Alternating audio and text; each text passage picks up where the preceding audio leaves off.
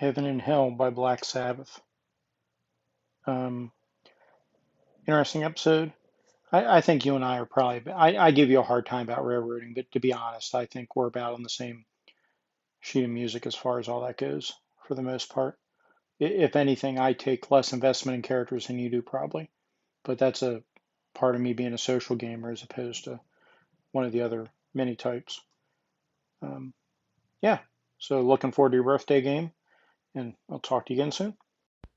Hey, Jason, that's a great introduction to this next podcast episode. You were able to comment a lot on railroading and how you feel. And yeah, I think we do agree.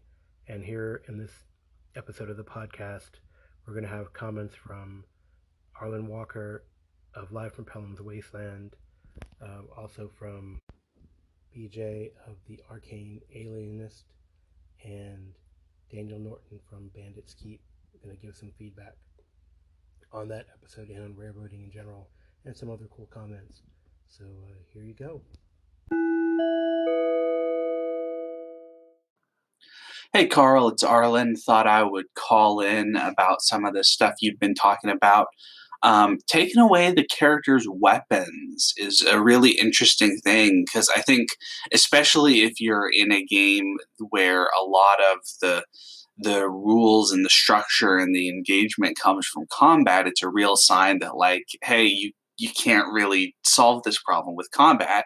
And some players, I think, will pick up on that and agree with that, and some will be like, no, wait a second, I'm here and I fight things, and that's that.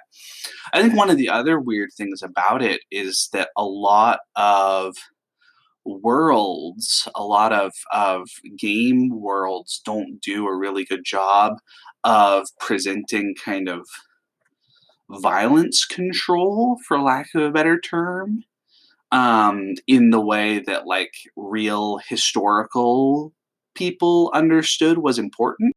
So, for instance, like in Roman times, there were a lot of rules about like weapons and swords and armor and things like that, and who was allowed to like legally own things like that, and where they were allowed to be. That, like, for instance, Caesar's famous phrase, crossing the Rubicon, has to do with taking his army across the Rubicon, which was the traditional border of the city of Rome, from the outside areas.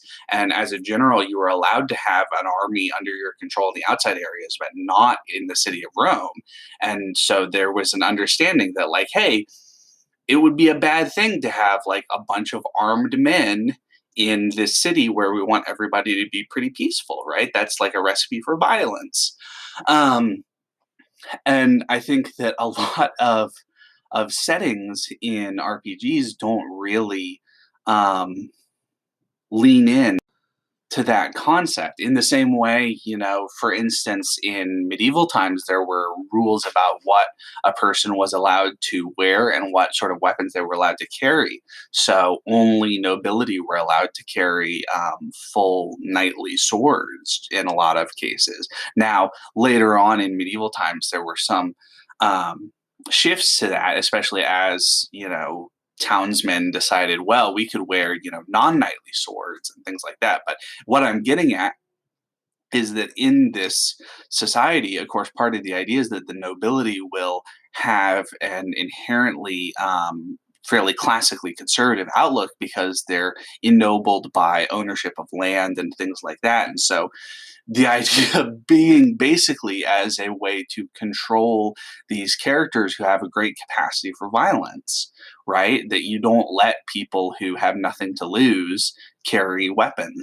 You only let the people who have a lot invested in the society be the ones who are defending or, capable of violence in that society. Anyway, and we could get into kind of like social theory and all that sort of stuff with regard to that. But what I'm getting at is that I think a lot of RPG settings follow a much more kind of Wild West feel, where like if you told a character, no, you can't wear a sword because you're not a noble, they would be like, wait, what?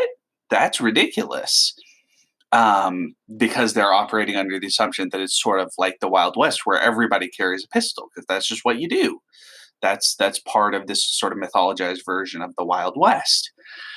And so what I'm getting at is that taking a character's weapons away, I think, can be a real shock to players who have not considered that element of sort of setting a realism, for lack of a better term, or who haven't bought into the sort of core idea that like the officials in that setting are interested in limiting most people's capacity for violence. Um, and it also, I think it's different depending on the particular situation. You mentioned one of the players having like an ancestral sword that they were worried about giving up, and I would be tempted actually in that situation to, depending on their kind of character, have some option, like maybe, if they're a knight, the guards recognize, okay, you're a noble, you're allowed to carry your sword as long as you give us your word that you won't use it, and have that be like the thing, right? That, like, recognize that this character has, depending on who they are, some sort of expected right within the society, but that might not have applied to that character. So I don't.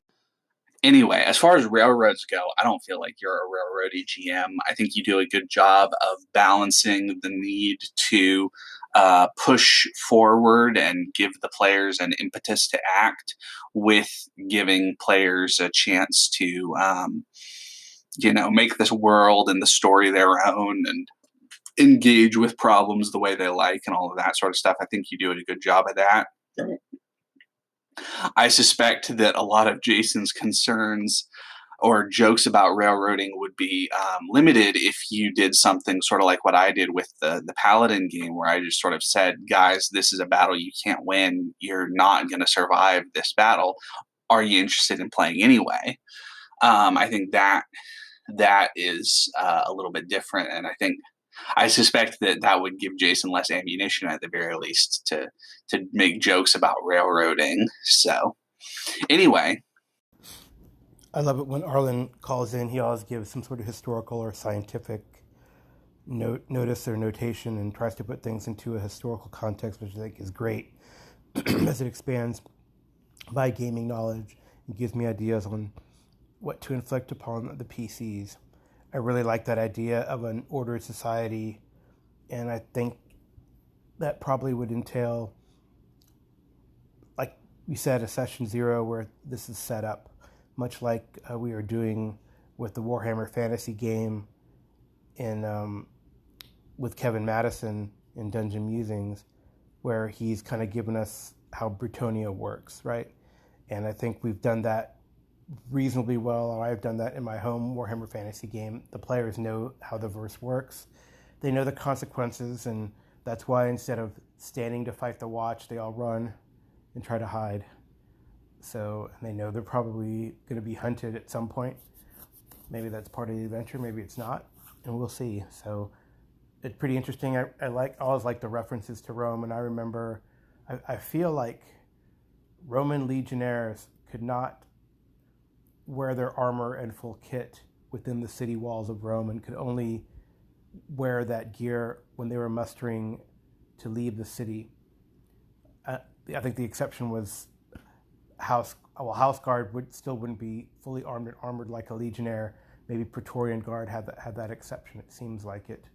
I know that when I run Cthulhu Invictus, for example, and things in Rome, players, even gladiators or legionnaires, could not wear their kit in the city. I think that was specified. So everyone had like daggers tucked somewhere. I think that's kind of how they ran things in the show Rome that HBO had a few years ago. Very good show, actually. So again, thanks, Arlen, for the cool call-ins, and definitely going to incorporate some of these ideas. I think you're right, though. I think the strange societal nature of many D&D games, where you're right, it's Wild West feel, it's almost a post-apocalyptic feel where there's lawlessness on the fringes, is generally what is accepted, right? But then the problem is when you get to town, it should be ordered, right? You can't just start mouthing off to the city guard, or, I think a lot of players are like, well, they're men at arms. They only have like up to max 8 hit points or something. So they're going to say, well, we can take the city, ha ha ha. I mean, I think people who have played long enough have looked through Keep on the Borderlands. Hey, if we get high enough, we can take over the city because these guys aren't that powerful. I mean, I don't know. I don't know if that's how people think, but sometimes I feel that way. And that's why, they ignore, players can have their player characters ignore the rule of law. And finally, as far as being worried about Twilight 2000 for the birthday game, I don't think you have any reason to be worried. You're a quality GM. You know how to get things going. And I'm sure everybody's going to have a great time playing some Twilight 2000. It's a bit of a funky system, it sounds like, just from, I don't have the books, but from hearing about character creation from you and Jason, and then also I watched another character creation video on YouTube, and it seems kind of interesting. It's kind of an interesting blend of the sort of free league dice pool system with something a little bit different, I guess. I don't know. It's kind of an odd thing. But anyway, I'm looking forward to it. I think we're going to have a great time, and no reason to be worried. Thank you again, Arlen, for those words of encouragement. I'm still prepping. I think I have the beginning and what I want as the end, but I got to fill in the middle. And I think I'd like to get, if I can, like primers for how you roll skills, a primer for combat, and a procedural for overland travel. I think that would work out really well if I can get those as handouts and put them in the Roll20 or share them ahead of time, which means I'd have to share them by tomorrow. So I guess I got to get on it. Tomorrow being Monday the 19th.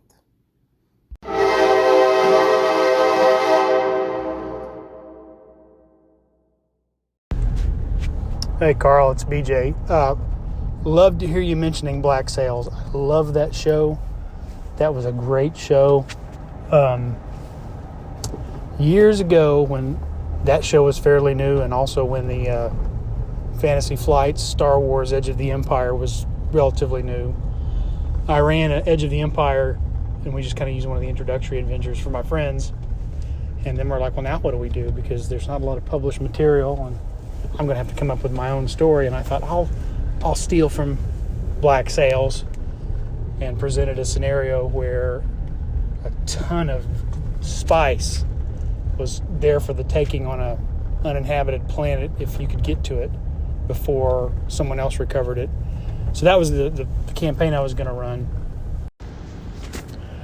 But everybody immediately recognized the plot hook as coming from Black Sails, and so I wasn't quite as sneaky as I thought I'd be. I still think that would be an interesting campaign to run in Star Wars, is Black Sails and or Treasure Island, but the treasure is a load of spice instead of a bunch of gold. Anyway, as far as railroading, you mentioned kind of, I think you said it was Dark Sun, where they were immediately when they released Dark Sun, there were tie-in novels, and the first set of modules paralleled those novels, and you were just kind of swept along by the story. It wasn't like the players had a lot of agency. They just kind of acted out the plot of those novels. And you mentioned that as maybe being a point where things started to shift in second edition. But I kind of wonder if it didn't start with Dragonlance actually in first edition AD&D, because there was a similar thing where the first modules in Dragonlance were basically the War of the Lance. They presented the heroes of the Lance as pre-made characters, and they had such rich backstories as pre-made characters. It was you didn't want to not use them, even though you didn't have to. But again, it was the same thing you mentioned with Dark Sun. It was that you pretty much the plot was on rails. You acted out the War of the Lance as the playtest group had done it, which wound up generating the novels, the Dragonlance Chronicles. So yeah, but I do know that we may all have a different idea about when that shift started, but you're right. There was a shift from open-end sandbox to more, there's a plot and we've got to participate in it somewhere in the AD. Some more great ideas. Thanks, BJ, for the call. I highly recommend Black Sails. It's a prequel to Treasure Island. It's a show done by Stars. It has strong adult content, and especially sexual content, and a lot of violence. But so for mature audiences only. But I do recommend it. The character who plays, or the actor who plays Captain Flint is incredible, in my opinion. And so is a guy who plays Charles Vane. You have the actor who played Pullo in Rome playing Blackbeard. So it's a pretty neat show overall, and I really enjoyed it. And I don't know, I have incorporated that whole idea of the Spanish treasure fleet sinking into one of my games before, when I ran a hero system game called Musket and Saber, which was run play by post, and I had one person who was a Portuguese navigator who actually survived the storm, and through the course of the play, he survived the storm. He came across the remnants of some of the fleet. He had encounters with Native Americans from that region, was able to finally make it back to, I think he made it either to Tortuga or the other Port Royal, or one of those places. And I had him kind of blend into history, where he ran into the former privateers, now pirates, who had learned about the sinking of the treasure fleet. And since this navigator knew where the treasure fleet was, he kind of gave him the information. The navigator was actually a player character. And then we had him join these groups of pirates to assault where the Spanish were trying to salvage and collect the remains, or the treasure. So it was kind of pretty cool. I think after that assault, I think we stopped. I had other plans, but just the way things go sometimes in games, and especially play by post, it kind of fizzles out. I definitely enjoyed your ideas and comments and about railroading and not, and I will definitely incorporate a lot of these sentiments when I run these games again. And I think the main thing is to communicate to the players what's happening. And I've talked to these players, and they don't mind. I think they don't mind, like I said, starting, I probably mentioned this already, starting either as a prisoner or starting. There was one adventure path in Pathfinder where the players loved, where they started in an asylum and they had no recollection of who they were, which I thought was brilliant. And I mean, as an aside, I really enjoy Pathfinder adventure paths, and I think they also have a really good first adventure for the most part, but then sometimes it peters out in the second or third installment. And I think in this particular case, I think this was, I can't remember the name of it, but in the second adventure, the players discovered that they were like thugs for some bad dude in the town, and when they saved the town and redeemed themselves, they felt that there was no incentive to continue after the guy, because who cares, man? He left us for dead. What does it matter? They weren't really about vengeance. They were about really recouping or redeeming themselves and helping out the town. So that kind of ended that campaign, because how do you do that? I don't know. I guess that would incorporate domain play, and that wasn't really what they wanted to do. So I think we stopped it. But so I think it's, again, boils down to how you communicate to the players what the parameters are of the world, what is the law like in the world, and go from there. I think it's very interesting. So like the game that I really enjoyed playing in the past and haven't for a long time is Traveler, and they would always have like law levels. And I think that's something that players had to really keep in the back of their mind, and the player would have to buy in that they can't just carry their plasma rifles down to every single planet. Sometimes they have to hide things. Sometimes things can be confiscated, right, once you get out the spaceport. So I don't know. I don't know if I ever ran into problems with that. There are definitely always players who try to smuggle stuff, but you know how it goes.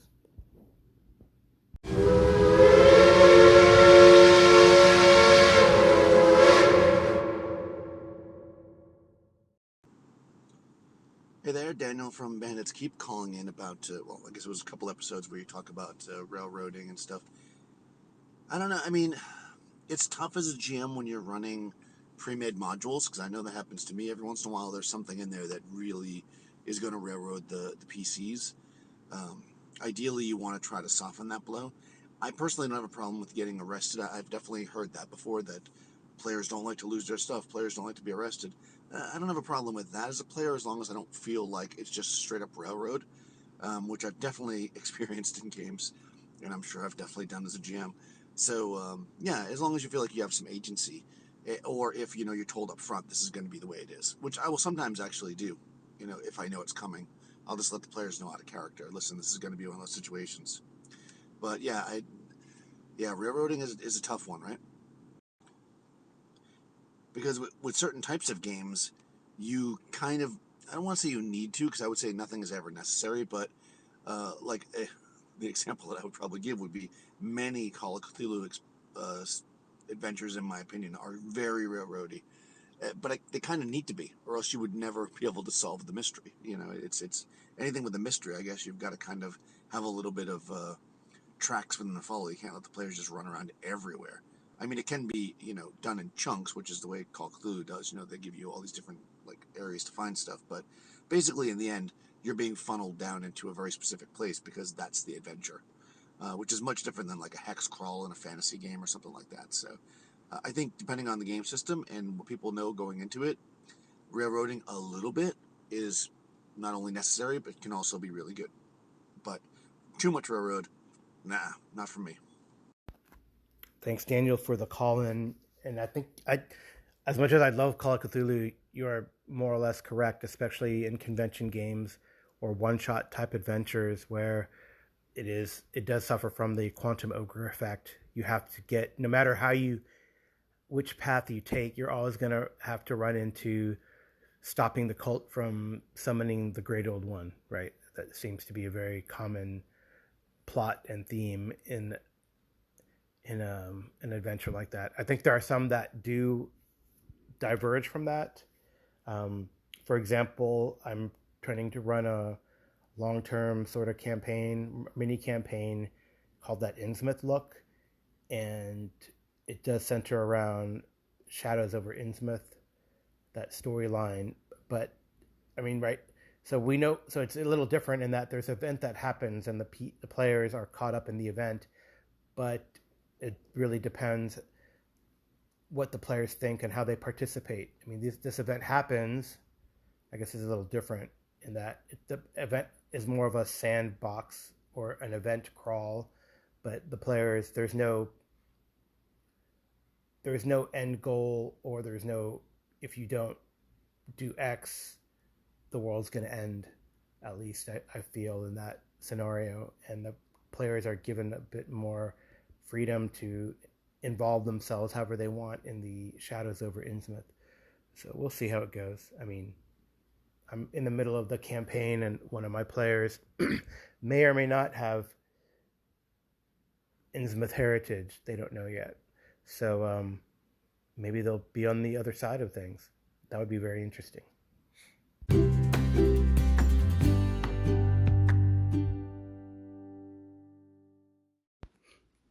I think that interlude might be my intro to recaps. So yes, I'm going to throw the couple recaps I've done so far this week together. I played in a Savage Sewer Samurai Savage Worlds game run by Arlen Walker of Live from Pellam's Wasteland, and I played with Shay Webster from Roleplay Rescue, and we fought. It was like a conclusion to like a mini campaign story arc that Arlen was doing, and we fought the big bad, and it was relatively quick session.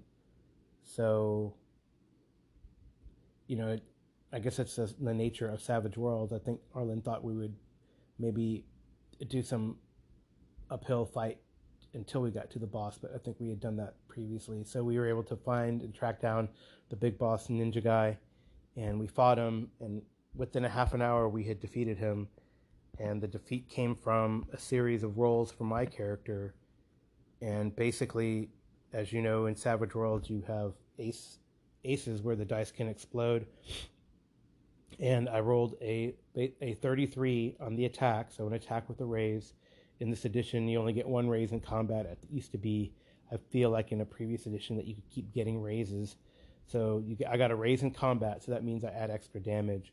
And then when I rolled the damage at first, and it was pretty poor, but I had bennies, so I re-rolled my last benny. Arlen had wounded us, and I think it was a good fight. We were both wounded. My character was already in a berserk rage, because once they get wounded, he goes crazy. So, but I re-rolled that last benny, and I rolled basically 35 points of damage, 29 basic on the exploding regular side, and a 6. So it was for the extra damage. So it was pretty crazy. I think the ninja was already wounded because of the efforts of Shay's character. I don't think I had wounded it yet, really. And Arlen was all out of bennies for his bad guy, so he was defeated. I guess that's the way Savage World runs. So we spent the rest of the time that we had making characters for our ETU, East Texas University Savage Worlds game that I've been selected to run. So I think it's pretty cool, this group. I think it's a bi-weekly group that works on Fridays, and we're rotating the GMing duties. So I think Shay is actually going to run a Cypher System, the Strange game, and I'm going to run some more Savage Worlds with East Texas University, which is kind of like basically Buffy the Vampire Slayer with college kids in East Texas in a made-up university in Pine Box, Texas, called East Texas University, which, I guess it would be akin to,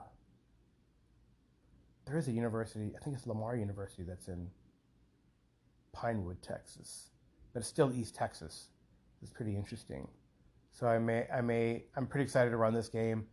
I may incorporate that big Division I school to the south, that are notorious for not being very bright, but are incredibly bright. I know some brilliant people who graduated from that place. So gig 'em, maybe, or go ETU. I can't remember what the ETU mascot is. Oh my gosh, I should know this. I think it's the Ravens, East Texas University Ravens, which is odd because I don't think there are any Ravens really in East Texas. There are plenty out in West Texas, but anyway, I think it's a Ravens. Someone correct me if I'm wrong. So the other game I ran, and I guess I'm highlighting these two games together or punching together because it was kind of like there are only two players in one GM. So I guess I'll call this the play by two. So the other game I played in this week was Astonishing Swordsmen and Sorcerers of Hyperborea, which will now be called Hyperborea in the 3rd edition. It's going through a Kickstarter right now. And I play an Amazonian warlock who's a necromancer. And it was myself and another player who was a, I think, I want to say a Viking warrior, but maybe a Celtic warrior. Anyway, so I think a Celtic warrior. So it was just the two of us, and we had been separated from the other group after a big combat. So we were trapezing through this island jungle, and we were attacked by some frog creatures who could turn into giant crocodiles. I don't know. It's a weird thing. It was a pretty tough fight. We didn't get killed, fortunately. We fought, I want to say, 6 of them. So 2 on 6, and they were probably about 3, maybe 4 hit dice creatures. So we defeated them, although we were pretty injured, and we then drank some potions that we had, and then we tried to recover. We get fatigued because of the weather and the elements and the rain, and climbing up a mountain a jungle-covered mountain. We made camp, and at night we were attacked by some sort of tree creature, and instead of fighting it face up, we basically did a combination of magic attacks for my character, and we successfully spoofed it with by using dancing lights. So we didn't want to engage it, and I believe that the GM, I guess he made a roll to see if we had tricked the creature, and it worked. Maybe it wasn't super intelligent, so it followed the patrol of dancing lights, and we hid and got away from it. But then, of course, we came back to our camp, and everything was soggy. We recovered it, and then found a cave that was more or less dry, and did some exploration, but we decided we need to recover this fatigue, we need to recover our health. So fortunately there was no encounters, and it was a relatively short session again, but I feel we got a lot done, a big combat, a small combat, and some exploration, and with 2 people it works pretty efficiently, so I was pretty happy with the result. And we got a lot of XP because only 2 of us that killed a bunch of monsters and got some treasure. I like that even better. We are also scheduled to run our Barbarians of Lemuria game, the finale, but I believe it's like cursed. It just seems like something always comes up. This time, the GM had some storms in their area and the power got knocked out and we couldn't play. So the rest of us, one of the players decided, I heard that you play Deadlands, so he made his Deadlands character for the next time. I think it's what we're running next. Again, what I like about these groups, and this is our Thursday audio dungeon Discord group, we rotate the GM ship, so I'm running Deadlands. So after I finish that adventure, I don't know, someone else will run something, I hope. So maybe Joe Richter will run some Pathfinder, or Arlen Walker will run some Pendragon, or his Bone Crunch game that he's working on. That could be pretty cool.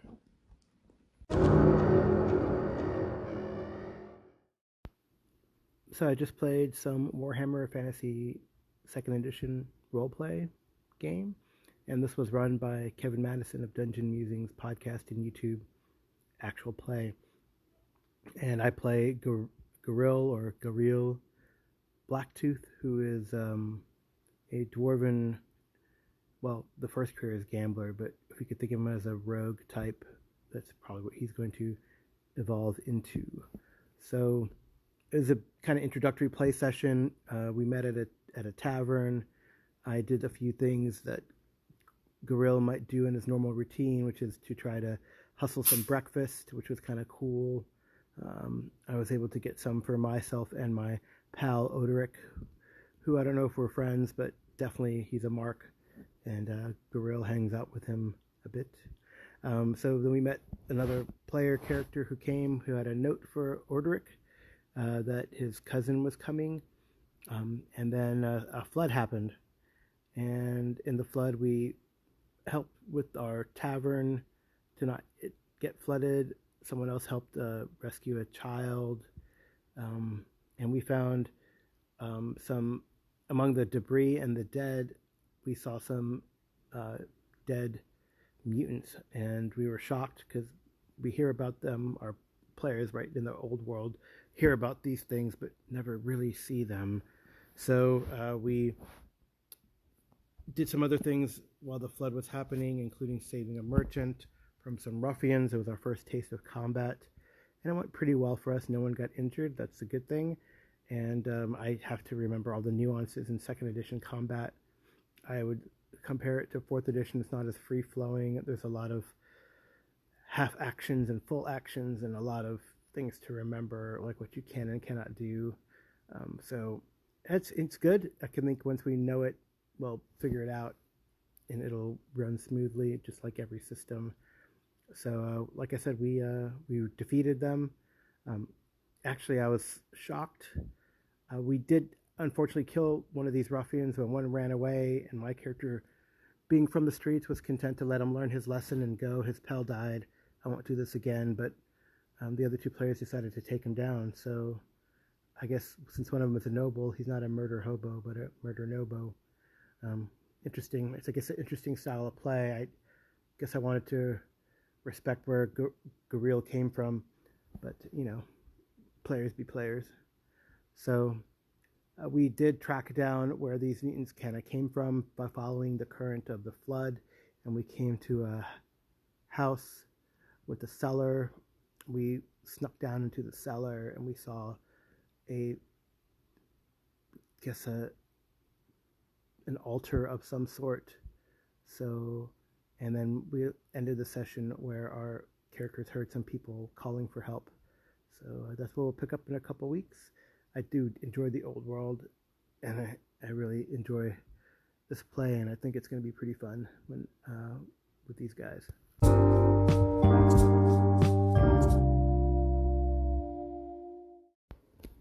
Well, on this Monday morning, I think I'm going to just give us a short outro. Thank you so much for the calls again from Jason, Arlen, BJ, and Daniel. I hope to hear from you guys again. Pretty interesting discussion. Please feel free to continue the discussion about storytelling versus railroading characters into sticky situations, etc. This week looks pretty game filled, so expect to have another episode by the end of the week. And all right, happy gaming everyone, and I'll talk to you soon.